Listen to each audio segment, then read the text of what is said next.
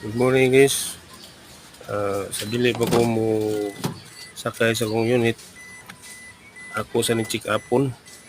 sa tunay nga driver mo check kina siya,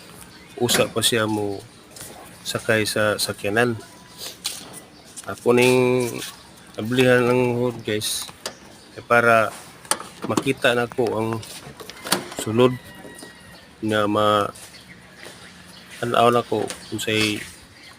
kuan sa sulod na labli na ako sa nang kuanon ang para tukod sa kuan pud kay lupitan niya kuan ni putol akong ulo ani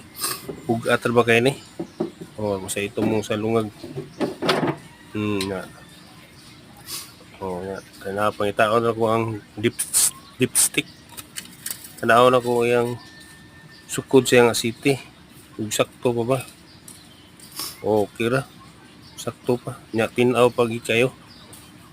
bag-o man change oil